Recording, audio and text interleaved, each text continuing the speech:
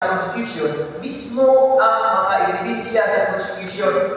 Kaya ang prosecution, nagpresenta o ganong bata gani sa dukungan na naadto na sa mga sundalo, ilang ikuha, ilang ditang dito sa kampo, ilang ipag-testify dito sa korte.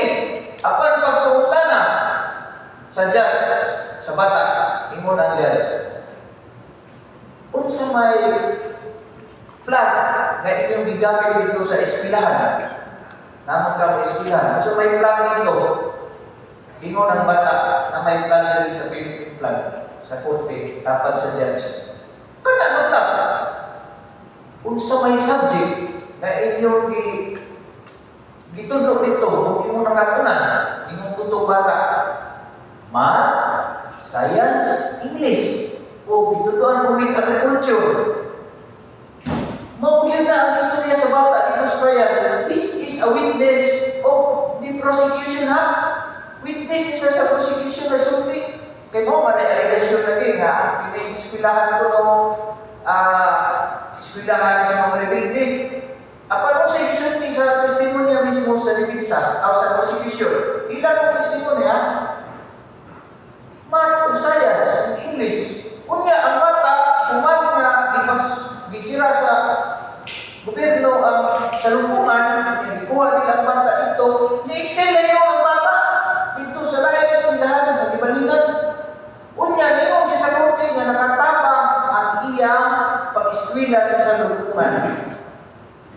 Testimony mismo sa bata. Unya, ang pagkana karon, unsa ang among expectation sa court.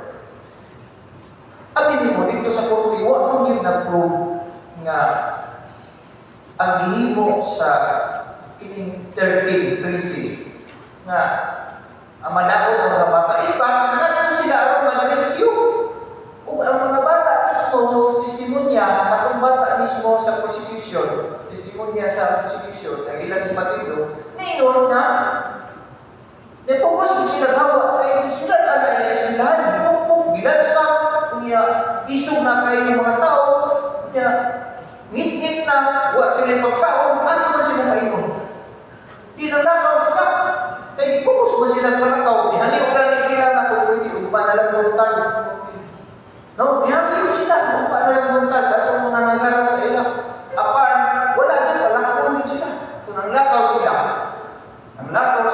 bisan ang kagabigon, kalapo, pangikik.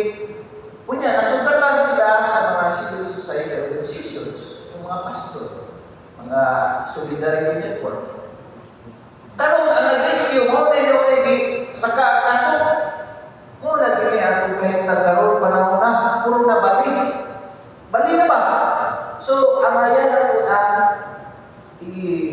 wala ang atong institution. Hopefully, these evidences will be considered by the court and hopefully makita nila na ang istorya kaya naman na sa transcript, naman na sa trial.